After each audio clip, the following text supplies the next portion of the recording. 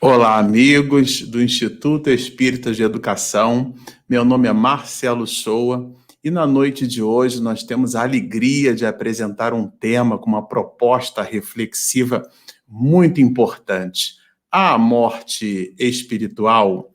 Mas antes de respondermos a esta pergunta, vamos iniciar os trabalhos da noite de hoje. Nós recolhemos aqui uma página desta obra maravilhosa, olha, Vida Feliz, pela pena segura do médium baiano, esse humanista Divaldo Pereira Franco, pela veneranda Joana de Ângeles. Na sua mensagem de número 73, diz assim a entidade veneranda: as lesões da alma são mais mortificadoras.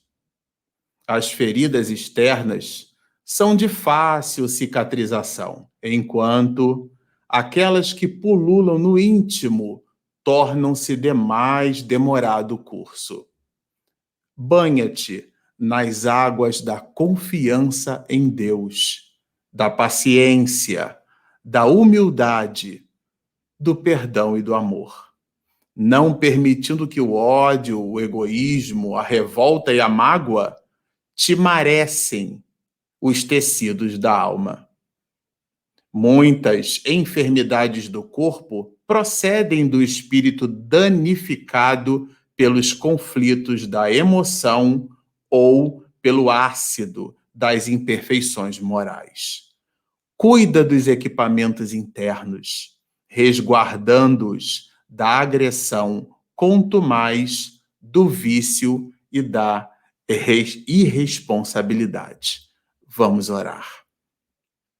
Queridos amigos do mais alto, aqui estamos nós, companheiros do Instituto Espírita de Educação, buscando, através das reflexões desta noite, mensagens significativas, não exatamente as de instrução somente, mas, sobretudo, outras que possam produzir nestas reflexões modificações em nosso comportamento para melhor. Por tudo isso, ampare-nos, Senhor, a fim de que estas sejam as sintonias que nos elevem a patamares melhores contigo, a fim de construirmos melhor a nossa estrada diante do mundo, melhorando a nós mesmos e àquele ambiente social onde nos encontramos. Por tudo isso, então, bendizendo o teu nome, te solicitamos que permaneças conosco hoje, agora e sempre. Bom, esse é um tema por demais doutrinário. Na verdade, ele trata, da vida e da morte, quando a gente trabalha essas questões da morte, se há efetivamente no mundo espiritual. E a gente resolveu retirar aqui do Livro dos Espíritos, esse livrinho nosso aqui, ele já está em estado de decomposição, mas é o material, tirando o digital, vou me servir dos dois aqui na noite de hoje, mas tirando o digital, que a gente já vai trabalhar nele, que é uma obra de Manuel Filomeno de Miranda, Transição Planetária, e é um livro que ele assina no ano de 2010, portanto, há 11 anos atrás, e ele é atualíssimo. As mensagens, parte das mensagens, seria um seminário só para tratar dos elementos de introdução que a gente buscou aqui como reflexão. Mas o velho companheiro e amigo, a obra basilar da doutrina espírita, O Livro dos Espíritos, é um material seguro que igualmente vamos nos servir. E aqui vamos encontrar, na parte primeira, no capítulo 4 da obra, aonde o mestre de Lyon trabalha esses conceitos da vida e da morte, uma espécie de habilitador para que a gente possa, então, mergulhar nas reflexões desta temática. A gente colocou aqui o cartaz, olha que maravilha, a morte espiritual. Essa é a pergunta, tema da noite de hoje, certo? E é no Livro dos Espíritos que a gente vai buscar insumo nessa direção. Allan Kardec pergunta, na questão de número 68, faz uma pergunta bem interessante. Qual a causa da morte dos seres orgânicos? Antes da gente mergulhar na resposta, que é uma síntese, vale mencionar que a doutrina espírita ela acredita na morte. Aí vocês vão achar assim, nossa, Marcela, mas como é que você pode falar uma coisa dessa? Porque, afinal de contas, é uma doutrina reencarnacionista. Bom, do ponto de vista biológico, a morte é o esgotamento dos órgãos. O que a doutrina espírita não acredita é no morto, mas a morte, ela existe como fenômeno biológico. E é justamente aqui que a gente vai buscar elementos para o entendimento destas questões. Olha, é o esgotamento dos órgãos que vai, então, causar a morte dos seres orgânicos, né? E Allan Kardec, na 68A, faz a seguinte pergunta: poder-se-ia comparar a morte à cessação do movimento de uma máquina desorganizada, isto é, fora de organização, uma espécie de caos biológico, né? E Allan Kardec vai, então, buscar, talvez, né, nessa pergunta, uma espécie de mecanicismo biológico, ou seja, se a vida estaria cessada quando se esgota esse mecanicismo biológico. E a resposta dos espíritos é que sim. Se a máquina está mal montada, cessa o movimento. Se o corpo está enfermo, a vida se extingue. Bem interessante a resposta dos espíritos, porque nessa direção eles vão estabelecer para nós, primeiro, o que comentamos hoje, há pouco, né? Agora, há sim a morte do corpo físico. O corpo, efetivamente, ele se desfaz. Por isso que Paulo de Tarso vai dizer, por exemplo, que o homem morre. Então, o Marcelo Shoa, por exemplo, ele existirá uma única vez na vida. Você, o personagem que você ocupa, né? Essa palavra vem do grego, significa persona, que eram aquelas máscaras que nós colocávamos à época, é uma palavra que vem do grego, né? Aquelas máscaras da comédia e da tragédia, aquela simbologia toda, aquele personagem, é uma palavra, né? Persona, esse personagem, ele existe uma única vez. Mas o espírito imortal que somos, esse permanece. E aqui a gente já começa a buscar fazer uma espécie de mise en place, né? A comida está um pouco em moda, uma espécie de mise en place para que a gente possa entender as reflexões sobre esse tema. Vou soltar aqui de novo. A morte espiritual? Bom, o primeiro aspecto é o entendimento da morte. A morte significa o esgotamento dos órgãos. Sendo o espírito uma realidade imaterial, a gente vai pegar aqui o Livro dos Espíritos, vamos voltar a questões basilares, né? Porque quando a gente não constrói a propósito do conceito, a gente realmente foge de uma análise mais assertiva. Então, quando do capítulo de número 2, né, percebam que ainda da parte primeira, que a gente está tratando tudo em cima da parte primeira, 2 elementos gerais do universo. Há quem diga, inclusive, né, que esses 4 capítulos que compõem a parte primeira do Livro dos Espíritos, mais tarde, Allan Kardec recolherá elementos, insumos, para construir a 5ª obra daquilo que nós, os espiritistas, convencionamos em chamar o Pentateuco kardeciano. Os 5 livros da codificação, já que os judeus, na Torá, também se referem aos 5 livros, né? Então, esse número 5, essa ideia do Pentateuco e tudo mais. Mas a abstração feita a essas questões, aqui na pergunta de número 23, a gente vai encontrar Allan Kardec fazendo um questionamento aos espíritos bem assertivo, bem direto, que é o espírito. E a resposta é muito singular. O espírito é o princípio inteligente do universo. Tudo que existe à luz da doutrina espírita, no cosmos, portanto, no universo, nós poderemos entender que se apresenta em 2 grandes perspectivas. Aliás, isso vai escrito aqui, né, quando trabalha essa questão, esse conceito da trindade universal.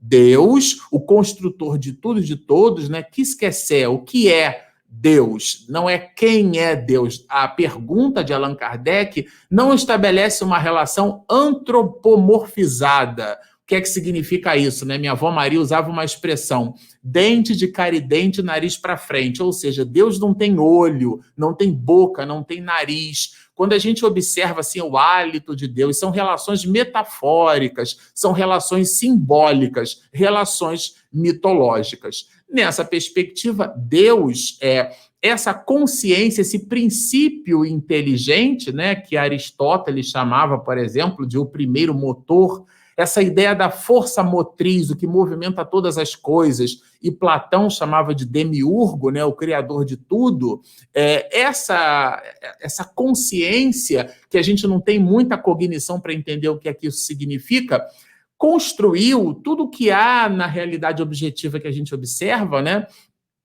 de material e também de imaterial. O imaterial que produz inteligência é o princípio inteligente do universo. Todas as manifestações inteligentes, elas têm uma gênese, e esse é um axioma proposto por Allan Kardec. Todo efeito tem uma causa. Allan Kardec vai nos dizer, depois de ter visitado, né, com o senhor Fortier, as mesas que se movimentavam, giravam, batiam e respondiam às perguntas por aqueles processos que ele, no Livro dos Médiuns, vai chamar de tiptografia ou tiptologia, quais sejam os estudos das pancadas, daí o código Morse, inclusive mais tarde. Mas, por uma coisa ou por outra, Allan Kardec vai perceber que se o efeito é inteligente, a causa há de ser igualmente inteligente. A mesa não poderia produzir aquelas respostas singulares, pancadas formando letras, letras e mais letras justapostas formando palavras,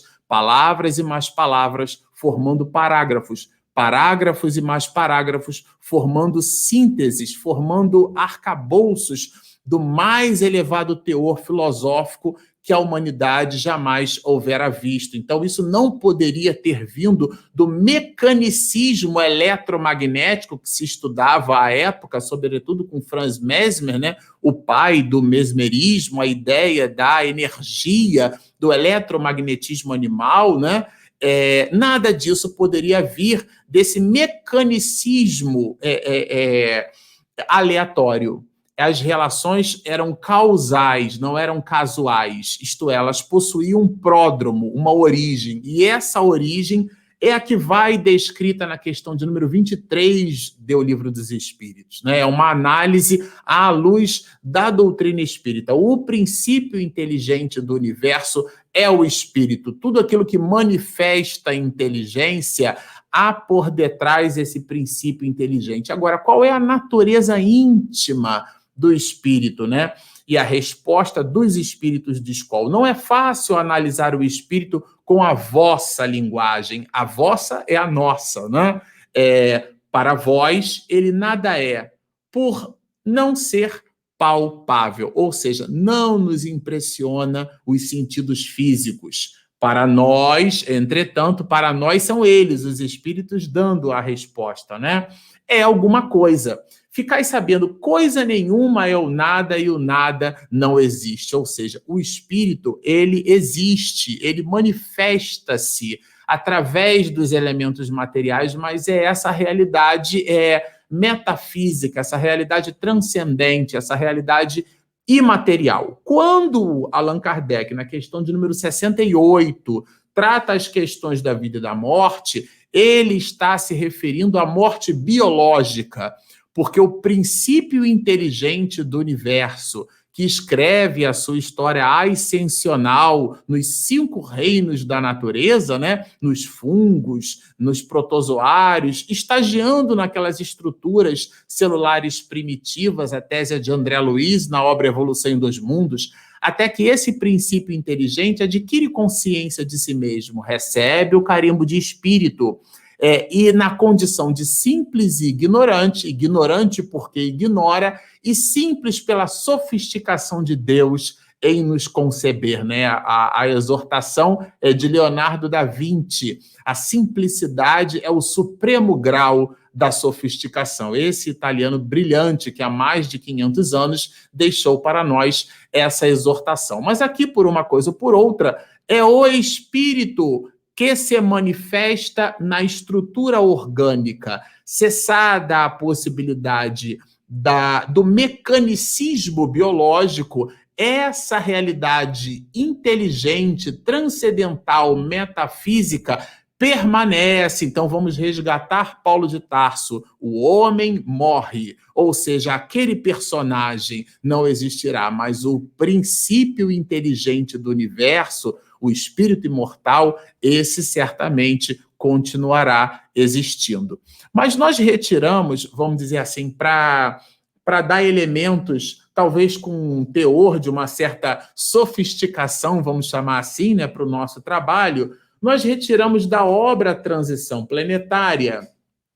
E por que nós retiramos da obra Transição Planetária? Por dois motivos. Primeiro, que o conjunto de informações que Manuel Filomeno de Miranda nos traz vai assinado por ele mesmo, né, através da mediunidade de Divaldo, em Salvador, no dia 9 de abril, recente, né? Só que é do ano de 2010, como nós estamos no ano de 2021. Então, na verdade, somam-se aí 11 anos, tá certo? E há 11 anos atrás, aonde Miranda e a humanidade como um todo nem imaginava que nós teríamos esses eventos pandêmicos da Covid-19 que estão assolando a humanidade toda, modificou o painel sociopolítico, sociocultural, as religiões que centralizavam as suas práticas em templos, em espaços físicos. Nós, os espiritistas, inclusive, fomos convidados a repaginar as nossas atividades. E Miranda, há 11 anos atrás, num texto que se chama Transição Planetária, que é uma espécie de prefácio à própria obra que ele recebe o título, ou seja, Transição Planetária, ele, Manuel Filomeno de Miranda, vai explorar aquele evento ocorrido, né, do tsunami, que dizimou uma quantidade enorme de seres humanos num curto espaço de tempo. Ao mesmo tempo, muitas pessoas morreram. Foi realmente uma catástrofe. E ele vai se servir desta situação para dizer que o mundo passa por um período de transformação. Ele diz assim: o momento da grande transição de mundo de provas e de expiações para o mundo de regeneração.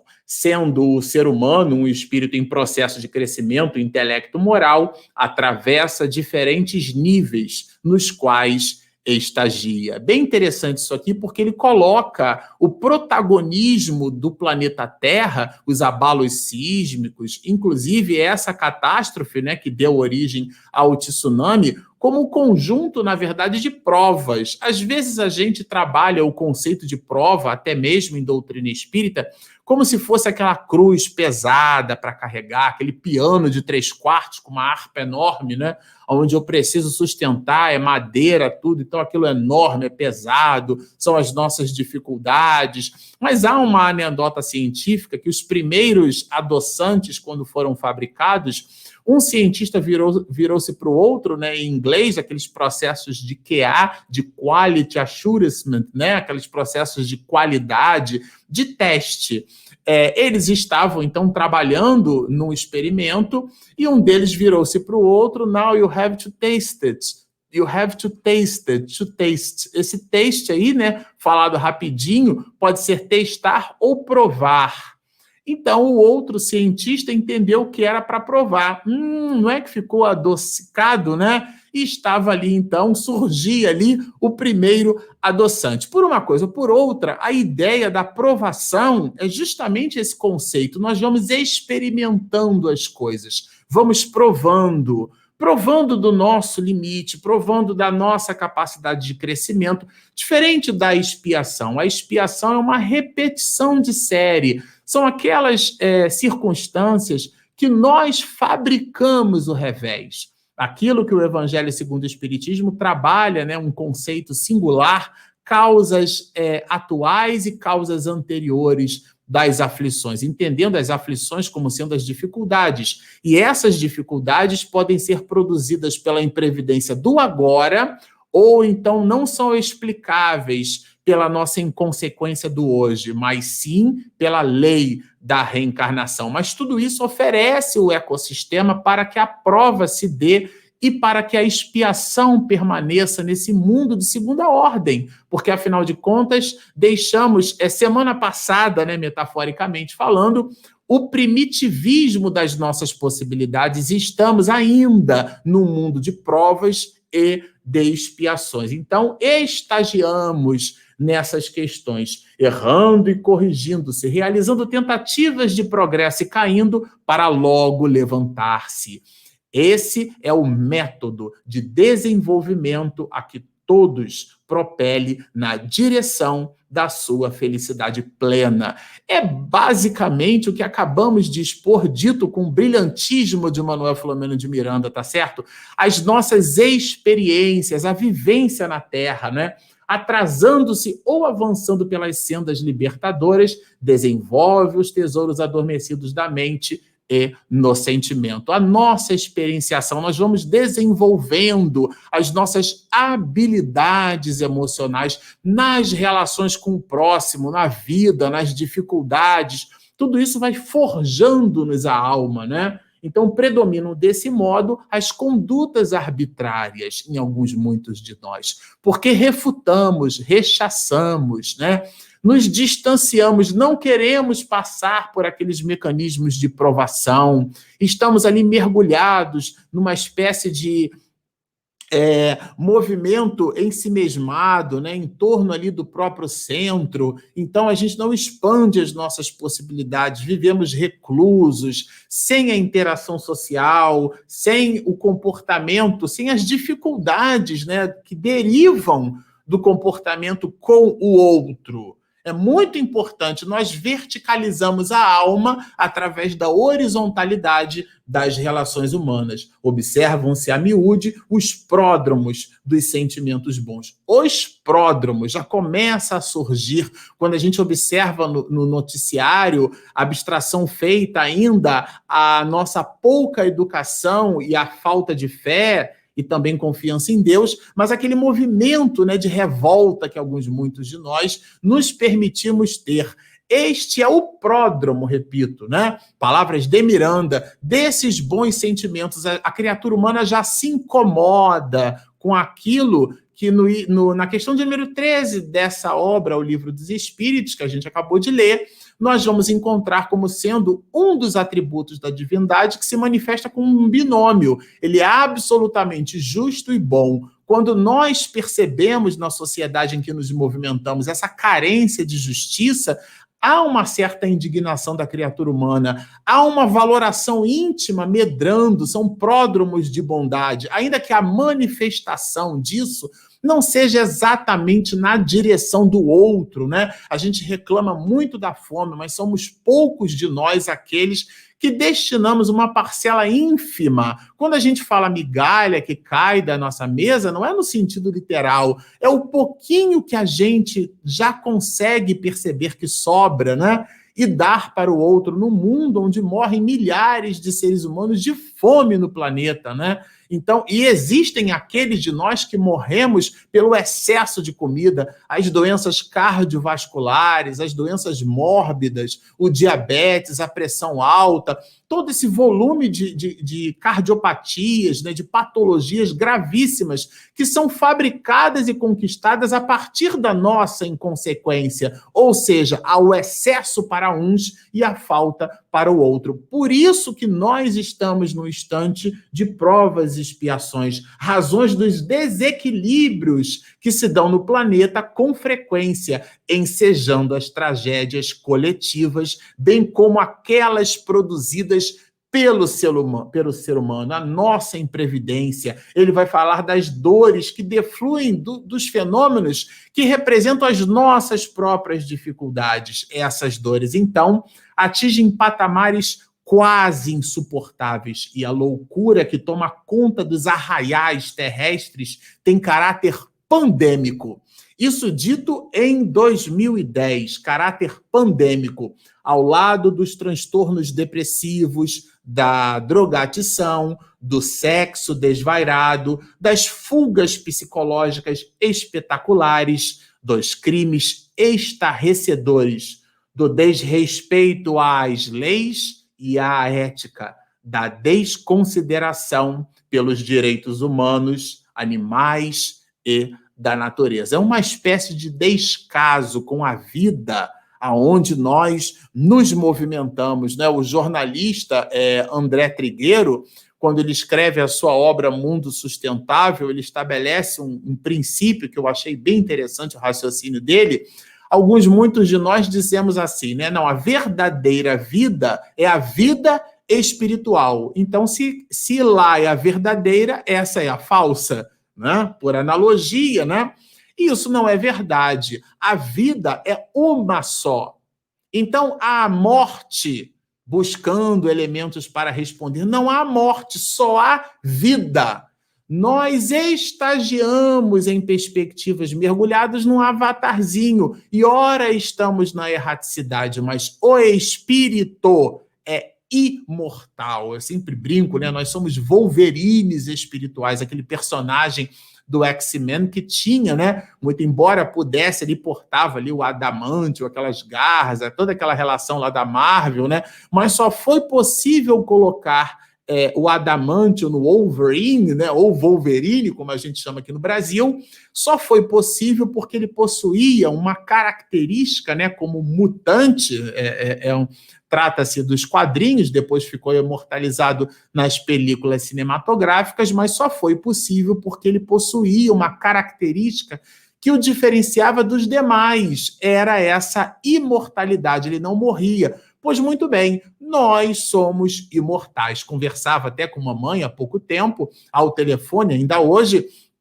e falávamos dessas diferenças entre eterno e infinito. Deus é eterno, porque o conceito de eternidade é o que não teve início e não terá fim. Mas o espírito, ele é infinito, porque ele teve um início, mas não terá fim. E a finalidade não tem fim, mas tem finalidade. A finalidade do espírito, questões 132 do Livro dos Espíritos, depois a 171, mergulha num corpo de carne para progredir, para estabelecer relações uns para com os outros. E é bem interessante aqui, porque se nós analisarmos de novo o Livro dos Espíritos, nós vamos encontrar que Allan Kardec estabelece uma espécie de taxonomia do mundo espiritual, e ele o faz, né, das questões 100 a 113 dessa mesma obra, né? Ele, na questão 100, ele vai estabelecer na escala espírita 10 classes e em 3 grandes ordens. Então, os espíritos de terceira ordem, considerando dos mais inferiores para os mais superiores, então, o terceiro, os mais inferiores, os segundos e os primeiros, né? A gente já vai ver isso aqui. Esses espíritos de terceira ordem correspondem 10 classes. De um modo geral, a classificação desses espíritos, ela está muito centralizada num conceito, as características gerais dos espíritos de terceira ordem, não importando a classe, aonde esses espíritos de terceira ordem, porque tem os pseudo-sábios, os espíritos malignos, seria uma outra live só para falar justamente dessa taxonomia do mundo espiritual, né? Mas aqui, Allan Kardec vai dizer que há característica preponderante, né? Com igualmente geral. Predominância da matéria sobre o espírito. Essa é a característica. Bom, e aqui a gente vai observar nos de segunda ordem, que é o contrário, é a predominância do espírito sobre a matéria.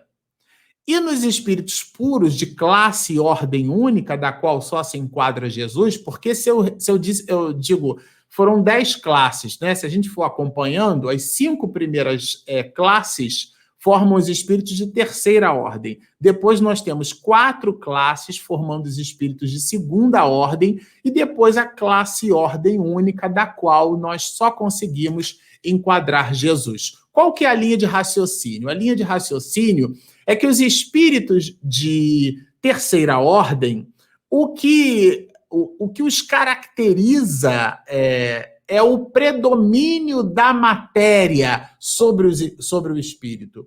São as escolhas. A gente observa que as questões estão muito voltadas assim para o uso, para a coisificação da nossa espiritualidade. Então, será que o médium que fuma pode dar passe? A pergunta é anterior, é por que é que fuma? Então, todas as questões, será que eu posso botar uma tatuagem aqui de borboleta aqui no pescoço, né? Uma menina, um rapaz, né?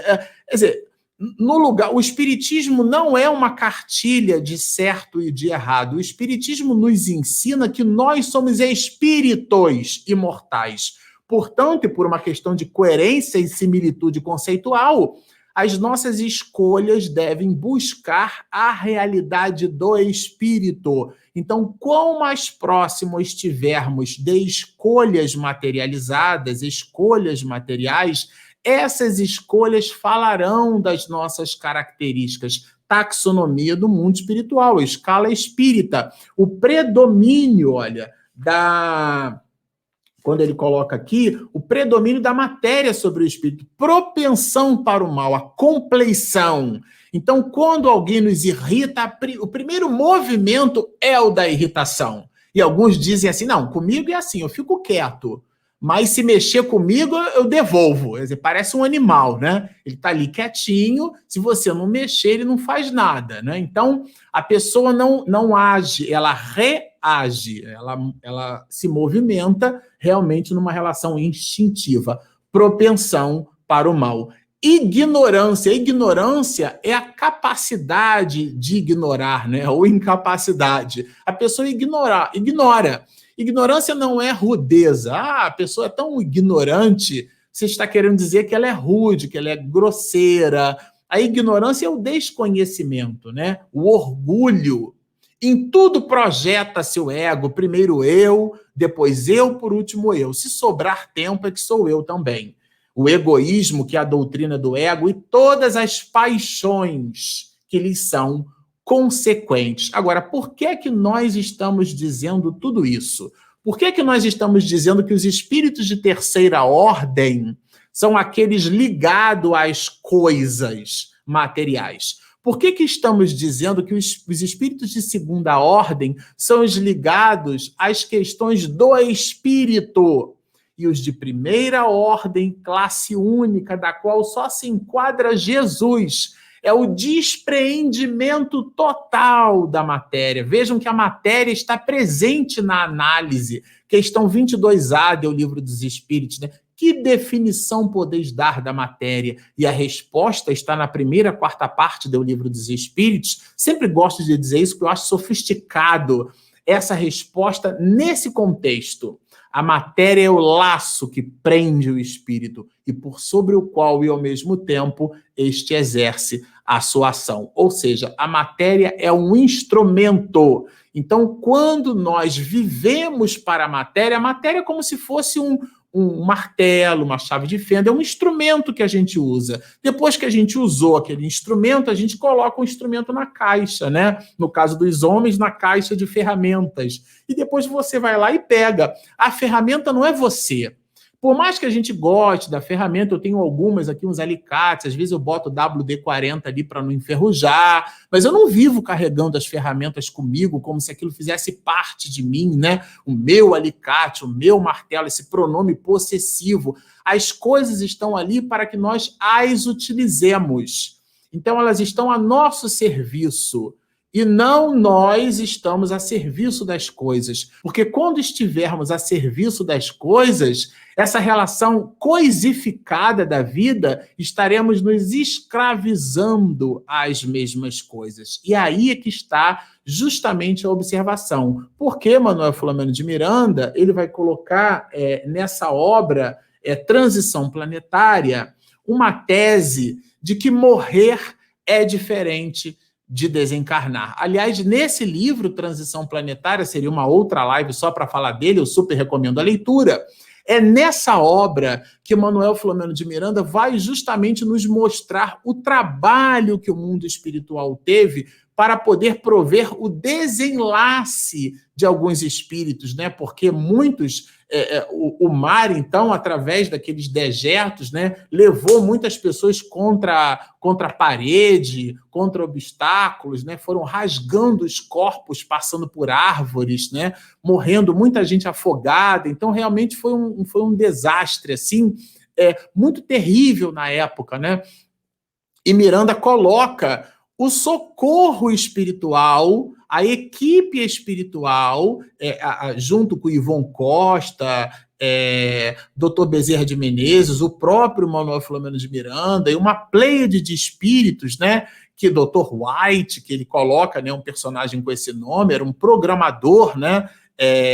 De renascimento de espíritos que estão, então, fazendo translado da Pleiade de Alcione para poder reencarnarem no planeta Terra, impulsionando-nos, assim como outras civilizações proporcionaram no passado, impulsionando o progresso intelecto-moral da criatura humana, numa perspectiva de moralização. Esses espíritos, inclusive, imprimem alterações genéticas, porque possuem nas suas estruturas perispirituais uma alteração, uma diferenciação em relação à carga vibratória que nós, os terráqueos, né, é uma expressão inclusive usada pelo próprio Miranda, possuímos. E esses espíritos, a obra é dividida em 3 partes, mas há uma parte expressiva do livro mostrando o apoio que o mundo espiritual dá para promover o desenlace, porque a pessoa morre, mas não desencarna. Ela continua ligada ao corpo. E o que faz com que a pessoa fique ligada ao corpo? O tipo de vida que teve. Então, não é a forma como morremos que determina a nossa condição boa no mundo espiritual. Às vezes a gente observa um desastre e fala assim, nossa, passa a ver um carro ali todo amassado, que terrível aquilo ali. Do ponto de vista material, sim, mas espiritual, não. Às vezes aquele espírito não sofreu nada, materialmente falando, o corpo não passou as impressões do desastre para o espírito, porque aquilo não estava na programação espiritual. Em muitos casos, a criatura morre, mas permanece ligada ao corpo. Por isso que os casos de suicídio rendem um peso muito grande para a alma, né? Que a gente deve orar por estas pessoas, porque realmente é uma afronta contra a lei de Deus. Aqui a gente não está fazendo juízo de valor sobre as causas, né? A gente está analisando o processo.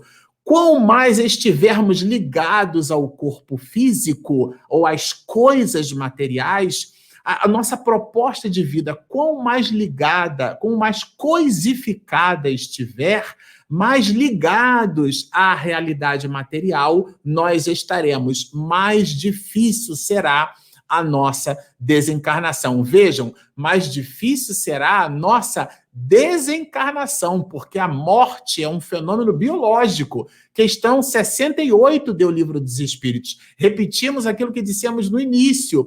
O Espiritismo acredita na morte, considerando a morte um fenômeno biológico, há um desgaste dos órgãos, né? Allan Kardec faz até perguntas sobre o coração e tudo mais. Os espíritos vão dizer que é uma especificidade, assim como a gente tem a do fígado, assim como a gente tem a dos pulmões. Ninguém vive sem pulmões, tá certo? A gente pode ali capengamente, talvez com umzinho, né? E respira muito mal, um rim, mas ninguém vive sem fígado, né? Então, a gente não vive sem aquilo que nos foi destinado para viver. Mas nessa perspectiva, não é exatamente como morremos, mas sim como estamos vivendo.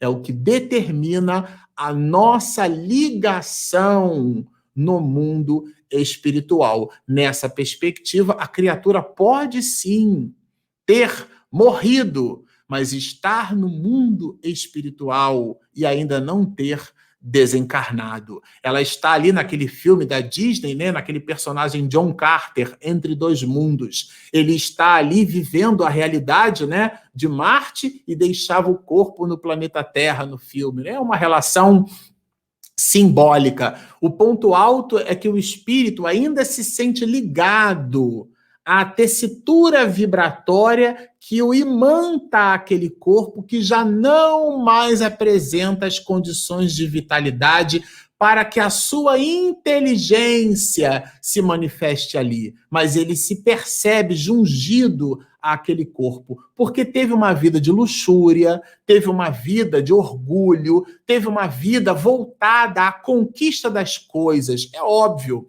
A verdadeira vida é a vida, ela não é nem a espiritual, nem a material, é a vida plena, onde nós a exercitamos num corpo de carne e a plenificamos, a depender desta existência no corpo de carne, a plenificaremos no mundo espiritual. Mas a vida é uma só, que se manifesta nas mais variadas possibilidades. Nessa perspectiva, há que tomarmos muito cuidado com a nossa existência, com o cultivo das boas ideias, uma espécie de higiene mental que a gente precisa fazer. Todos nós temos os nossos instantes de reveses, né? A gente não pode impedir que um passarinho pouse na nossa cabeça, metaforicamente falando, mas a gente tem a obrigação de impedir que ele faça ninho. O que é que significa isso? Quando um mau pensamento a gente perceba que um mau pensamento deseja agasalhar-nos na mente, a gente deve refutar aquela ideia, trocar, Divaldo dá essa técnica, né? Façamos uma substituição de um pensamento ruim por um pensamento bom. É um mantra. É diariamente o exercício da bondade. Aristóteles vai nos dizer que o hábito é uma segunda natureza. Então, toda virtude um dia foi disciplina. Essa disciplina que Emmanuel pediu para Chico e a gente acha bonitinho porque repete 3 vezes, nós deveríamos repetir não 3 vezes, mas durante todos os instantes da nossa existência, que duram décadas e décadas, por mais longeva seja uma existência. Uma hora a morte bate à porta, mas o espírito imortal que somos, esse permanece. A plenitude das nossas possibilidades ou o vínculo com a realidade material estará diretamente vinculada, associada à nossa condição, à nossa vida. Portanto, repito, não é como a gente morre que determina a nossa condição na vida futura, mas sim a vida que nós deixamos, o legado, as pegadas de luz que nós formos capazes de deixar diante das oportunidades e da movimentação em que nós nos encontramos. Bom, este era o conjunto de observações que a gente tinha para deixar para todos vocês na noite de hoje. E agora, para que nós encerremos, né, as nossas atividades da noite, façamos uma singela oração. Muito agradecidos estamos pela oportunidade de nos debruçar sobre esse material riquíssimo, as obras basilares da doutrina espírita e as subsidiárias, aquelas expedidas por estes médiuns de escola, por estas almas nobres, são messes de luz que chegam até nós. E uma vez abertas as possibilidades, uma vez aberto o livro, que qual farolete nos ilumina o campo de observação onde nos encontramos, conseguimos perceber que precisamos nos ligar uns aos outros na conjugação do verbo amar. Dá-nos, Senhor, a condição necessária para exercitarmos plena, ainda que timidamente, mas de forma plena pela entrega sincera deste mesmo exercício, o amor, que dividiu o pensamento da humanidade entre antes e depois da tua presença entre nós, reverenciando o bom nome do nosso Pai, esta consciência cósmica, esta inteligência magnânima e primeira, da qual nós sentimos o hálito divino perpassando pelas nossas possibilidades e realizações entregues na tua misericórdia, bendizendo o nome de nosso Pai, nós te solicitamos que permaneças conosco, hoje, agora e sempre.